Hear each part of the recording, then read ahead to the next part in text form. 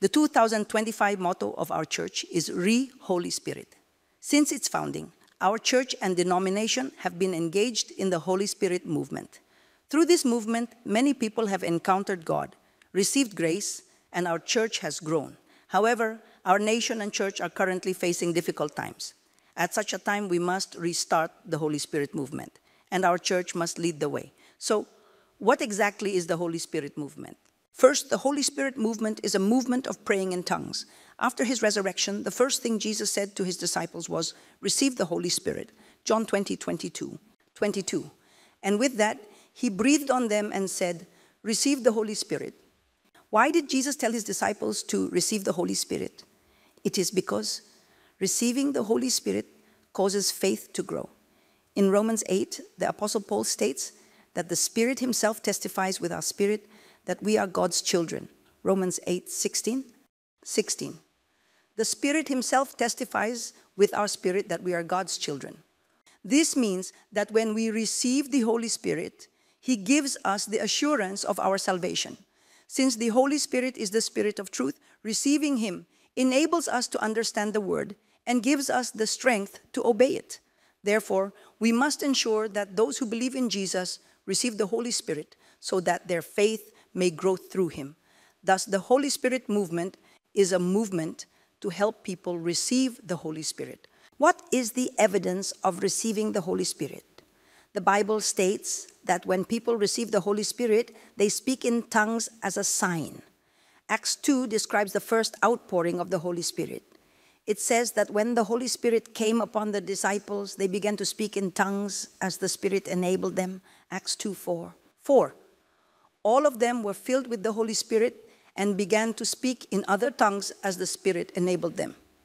In Acts 10, Peter visits the house of Cornelius, a Roman centurion, to preach the word. While Peter was speaking, the Holy Spirit came upon all who heard the message. The circumcised believers who had come with Peter were astonished that the gift of the Holy Spirit had been poured out even on Gentiles because they heard them speaking in tongues and praising God. Acts 10:44-46. 44. While Peter was still speaking these words, the Holy Spirit came on all who heard the message. 45. The circumcised believers who had come with Peter were astonished that the gift of the Holy Spirit had been poured out even on Gentiles. 46. For they heard them speaking in tongues and praising God. The Holy Spirit is invisible to our eyes.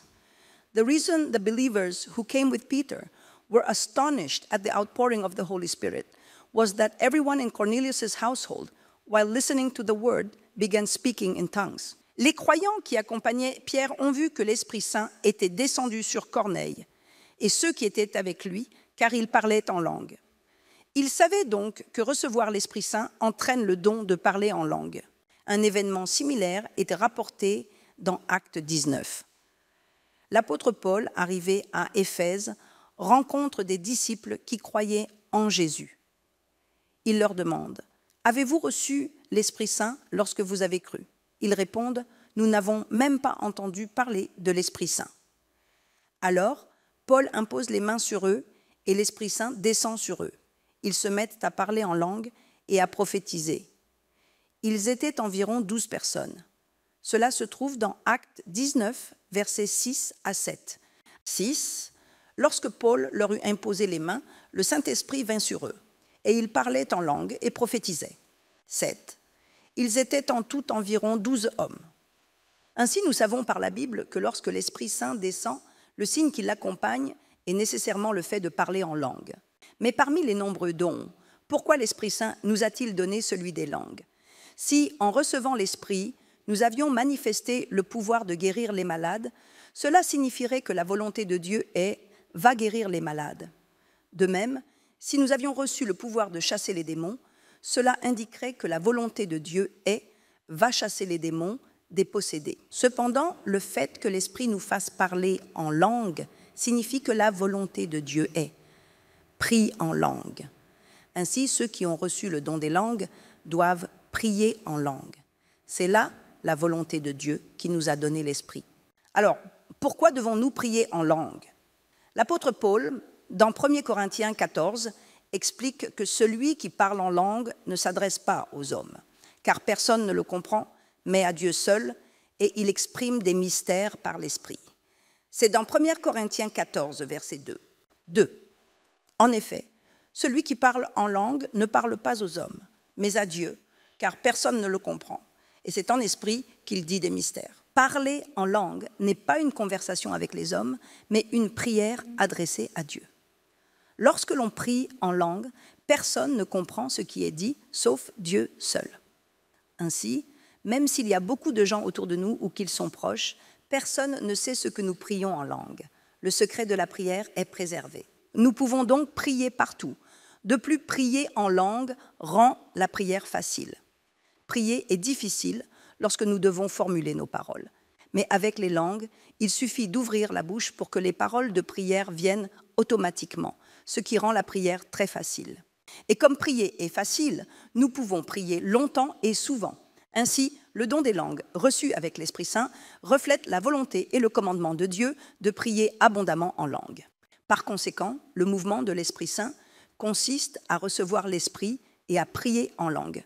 Ainsi, pour la nouvelle année, je prie au nom du Seigneur que tous ceux qui viennent dans notre Église reçoivent le baptême de l'Esprit Saint, parlent en langue, et que ceux qui ont déjà ce don prient encore davantage en langue. Segundo, el movimiento del Espíritu es un movimiento de llenura del Espíritu. El apóstol Pablo en Efesios 5:18 nos exhorta a ser llenos del Espíritu. Efesios capítulo 5, versículo 18. 18.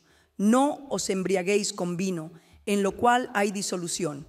Antes bien, sed llenos del Espíritu. Recibir la llenura del Espíritu significa estar llenos del Espíritu. Entonces, ¿por qué debemos estar llenos del Espíritu? Cuando una persona está ebria, la fuerza del alcohol la guía.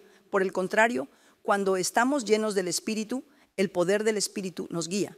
Jesús, después de resucitar, se acercó a Pedro, que estaba pescando, y le dijo que cuando era joven, él mismo se ceñía y iba a donde quería, pero que cuando fuera viejo, otro lo ceñiría y lo llevaría a donde no quisiera ir. Esto dijo, significando con qué muerte había de glorificar a Dios. Juan capítulo 21, versículos 18 al 19. 18. De cierto te digo, cuando eras más joven te ceñías e ibas a donde querías, mas cuando ya seas viejo, extenderás tus manos y te ceñirá otro y te llevará a donde no quieras. 19. Esto dijo, dando a entender con qué muerte había de glorificar a Dios. Y dicho esto, añadió, sígueme.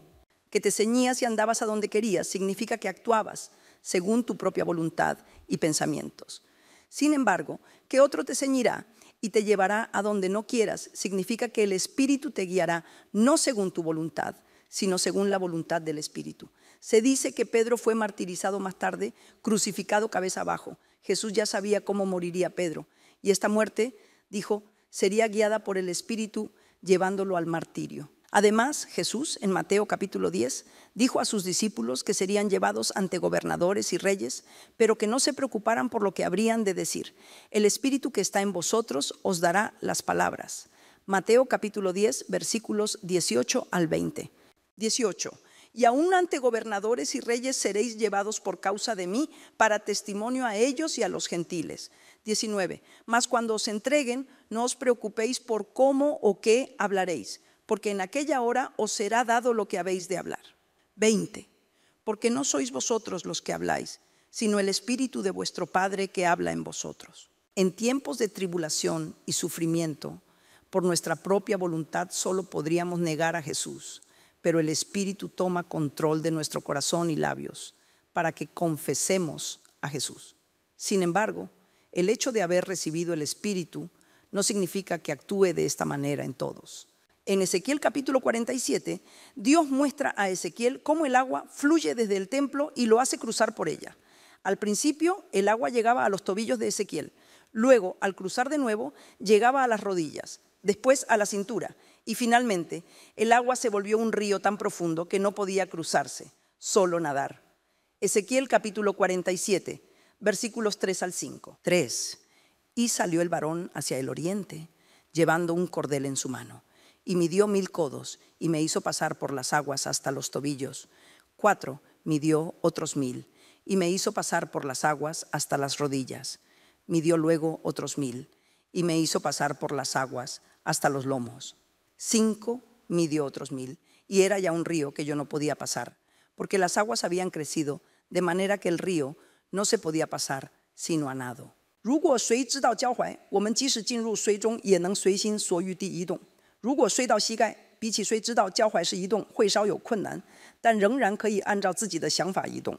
如果水到腰部，比起水到膝盖是移动，会更困难一些，但仍然可以按照自己的思想和意志移动。然而，如果谁是汹涌到必须有用的程度，谁满溢出来，我就无法按照自己的意志移动，只能随着水流飘动。这可以说是我们接受圣灵时的情境。我们接受圣灵时，可能知道脚踝的程度，也可能到膝盖的程度，也可能到腰部的程度，甚至可能满溢出来。这是如果圣灵知道脚踝、膝盖或腰部，我们仍然可以按照自己的思想和意志行动。但是如果我接受的圣灵充沛到必须有用的程度，我就不再按照自己的思想和意志行动，而是被圣灵引导，随他的带领而行。这样不按照自己的思想和意志，而是按照圣灵的旨意行动，就是圣灵的充满。如此被圣灵充满，即使不想宽恕仇敌，也会宽恕；即使不想像爱自己身体一样爱妻子，也会去爱；即使不享受主日，也会去守主日。我的内心说不，但口中却说出是。这是因为圣灵按照他的旨意引领我。因此呢，圣灵运动是为了充满圣灵的圣灵充满运动。那么如何才能接受这样的圣灵充满呢？圣灵的充满可以通过祷告获得。耶稣对门徒说，即使是恶人也知道给自己的孩子好东西，何况你们在天上的父，岂不更将圣灵赐给求他的人吗？路加福音的是1章13节。13，你们虽然不好，尚且知道拿好东西给儿女，何况天父岂不更将圣灵给求他的人么？这意味着只要我们祈求上帝赐下圣灵，他就会赐给我们。那么我们要祷告到什么时候呢？耶稣在客西马尼园中，在被钉十字架之前祷告。他祷告了一会儿，来到受税的门徒那里，然后又回去继续祷告。他再次来到门徒那里，又回去祷告，如此反复了3次。第3次来到门徒那里时，他说，时候到了，人子将被埋在罪人手里。马可福音第14章41节。41，第3次来对他们说，现在你们仍然睡觉安歇吧，拔或做梦够了，时候到了，看那人子被埋在罪人手里了。耶稣知道第3次祷告时，才真正充满了圣灵。在圣灵的引导下，他的已被钉在十字架上。因此我们要祷告到什么时候呢？要祷告到能够顺服神的话语为止。无论怎样祷告，如果仍不能顺服神的话语，就说明还没有被圣灵充满。被圣灵充满的证据，就像耶稣一样，对任何神的话语都顺服。因为被圣灵充满是圣灵会引领我，是我顺服任何神的话语。従って聖霊運動は聖霊に満たされるまで祈る運動です。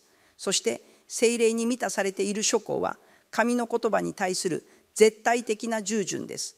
ですからまだ神の言葉に従順でないことがあるなら、それはまだ聖霊に満たされていないということです。したがって今年は聖霊運動を通じて聖霊に満たされ、どのような神の言葉にも従順して神を喜ばせることを主の名によってお願いします。第3に、聖霊運動は伝道運動です。聖霊がこの地に最初に来られた日は五巡節でした。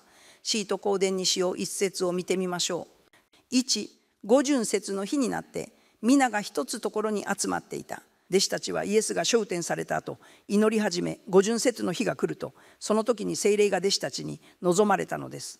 ところが五巡節は旧約の麦秋節と同じ日です。五巡節は杉越祭から50日目にあたる日であるため、五巡節と呼ばれるのです。ですから五巡節と麦秋節は同じ日です。そして麦秋節はイスラエルの民が大麦を収穫した後、和つ穂を神に捧げる祭りです。このように神はイスラエルの民が農業をして和法を神に捧げる日に弟子たちに聖霊を注がれたのです。このように神が他の日ではなく、わざわざ五旬節に弟子たちに聖霊を注がれたのは、弟子たちを通して神が受け取りたい実りがあるからです。その実りとは何でしょうか。それはまさに救われる魂なのです。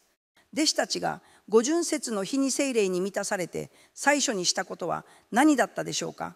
弟子たちは町に出て神の言葉を伝えました。特にペトロはイスラエルの民が殺したイエスが神が我々を救う主でありキリストであると明かしました。これによりペトロの言葉を聞いた人々が洗礼を受け、その日に弟子の数が3000人増えたと言われています。使徒行伝にしよう41節です。41、そこで彼の言葉を受け入れた者はバプテスマを受けた。その日3000人ほどが弟子に加えられた。聖霊は弟子たちを通してイエス・キリストを称させ、それによって彼らがイエスの言葉に従順な弟子となるようにされたのです。つまり神が弟子たちに聖霊を注いで最初に行ったことは福音を伝えることでした。そしてそれによって弟子を作ることでした。使徒行伝4章を見ると、使徒たちが民に福音を伝えているうちに議会に捕らえられます。そして使徒たちに二度とイエス・キリストの名によって話したり教えたりしないようにと言いました。イエスの言葉を伝えるなと使徒たちを脅したのです。しかし使徒たちは議会から出て弟子たちのもとに行き、このことを話し、一心に大声で神に祈ったと言われています。そして祈り終えると集まった場所が揺れ、皆が聖霊に満たされて大胆に神の言葉を伝えました。使徒行伝4章31節です。31、彼らがこう祈ると、その集まっていた場所が震い動き、一同は聖霊に満たされ、神の言葉を大胆に語り出した。Mga disipulo ng pagbantaan sa sinagoga na huwag ipangaral ang salita ay malamang natakot at nanghina ang loob. Ngunit nang muling manalangin, napuspos sila ng Espiritu Santo at sa pagkapuspos ng Espiritu Santo, muling baong tapang na ipinangaral ang salita ng Diyos. Ibig sabihin, ang Espiritu Santo ang nagbigay sa kanila ng lakas upang ipangaral ang salita. Malinaw na ipinapakita nito kung ano ang nais ng Espiritu Santo. Ang pagpupuspos sa kanila ng Espiritu Santo ay upang patuloy nilang ipangaral ang salita ng Diyos at iligtas ang mga kaluluwa. Kaya nga, ang pagdating ng Espiritu Santo noong araw ng Pentecostes ay ang araw ng pag-aani ng mga unang buwan na inialay sa Diyos. Sa araw na iyon, ang mga disipulo na napuspos ng Espiritu Santo ay lumabas at ipinangaral ang Ebanghelyo upang magkaroon ng mga disipulo. Kahit na pagbantaan na huwag ipangaral ang salita ni Jesus, muli silang nananalangin na puspos ng Espiritu Santo at buong tapang na muling ipinangaral ang salita ng Diyos. Sa makatuwid, kapag napuspos ng Espiritu Santo, ang tiyak na bunga ay ang pagiging mangangaral ng salita ng Diyos. Sa ganitong paraan, naliligtas ang mga kaluluwa. Ang Espiritu Santo ay dumating noong Pentecost upang gawin ito sa pamamagitan ng mga disipulo. Kaya naman ang huling salita ni Jesus sa mga disipulo bago siya umakyat sa langit ay, kapag dumating sa inyo ang Espiritu Santo, tatanggap kayo ng kapangyarihan at magiging mga saksi ko hanggang sa dulo ng mundo. Mga Gawa 1:8. Walo datapot tatanggapin ninyo ang kapangyarihan pagdating sa inyo ng Espiritu Santo, at kayo'y magiging mga saksi ko sa Jerusalem at sa buong Judea at Samaria at hanggang sa kahuli-hulihang hangganan ng lupa. Ang pagiging saksi ko ay hindi nangangahulugan na ikaw ang magiging saksi, kundi ang Diyos ang gumagawa sa iyo upang maging saksi. Ibig sabihin, ang Espiritu Santo ang nagbibigay ng lakas upang ipangaral si Jesu Kristo. Kaya naman ang mga disipulo, habang ipinapangaral si Jesu Kristo, ay nabuhis ng buhay at naging mga marte. Hindi sila ang kusang nangaral, kundi ang Espiritu Santo ang nagbigay sa kanila ng lakas upang ipangaral at maging marte. Sa ganitong paraan, ang pawakas na bunga ng kilusang Espiritu Santo ay ang pag-iebanghelyo. Kapag naging bahagi ka ng kilusang Espiritu Santo, ang Espiritu Santo ang magbibigay sa iyo ng lakas upang mangaral at magkakaroon ng bunga ang iyong pag-iebanghelyo. Hindi ikaw ang kusang nangangaral, kundi ang Espiritu Santo ang gumagawa sa iyo upang mangaral. Kaya naman, mahalagang maunawaan na ang kilusang Espiritu Santo ay kilusang pag-iebanghelyo. Naway magbunga kayo ng ebanghelyo ngayong taon at pagpapalain kayo sa pangalan ng Panginoon. Aayusin ko ang salita. Ang tema ng ating simbahan na yung taon ay Kilusang Espiritu Santo, muling simula. Ang Kilusang Espiritu Santo ay una, kilusang panalangin sa pamamagitan ng wika ng Espiritu. Kapag tinanggap ang Espiritu Santo, nagsasalita sa wika ng Espiritu. At sa panalangin sa wika ng Espiritu, madali at matagal kang makakapagdasal kahit saan. Pangalawa, ang kilusang Espiritu Santo ay kilusang pagkapuspos ng Espiritu. Kapag napuspos na Espiritu Santo, nagagawa nating sumunod sa anumang salita dahil sa gabay ng Espiritu. Ang ebidensya na pagkapuspos ng Espiritu ay ang pagsunod. Kaya naman, kailangan nating manalangin hanggang sa kaya nating sumunod sa anumang salita. Pangatlo, ang kilusang Espiritu Santo ay kilusang pag-iebanghelyo. Ang ginawa ng Espiritu Santo sa pamamagitan ng mga disipulo ay ang ipangaral ang ebanghelyo at gawing disipulo ang mga tao. Kaya naman, sa pamamagitan ng kilusang Espiritu Santo, kailangan nating ipangaral ang ebanghelyo at gawing disipulo ang iba. Ang kilusang ito ang ginagawa ng ating simbahan noon at hanggang ngayon ay ginagawa pa rin. Ngunit na yung taon, kailangan nating manguna sa lahat ng simbahan at mga banal upang isagawa ito. Naway gamitin kayong lahat ng malaki isagawain ito. At pagpapalain kayo sa pangalan ng Panginoon.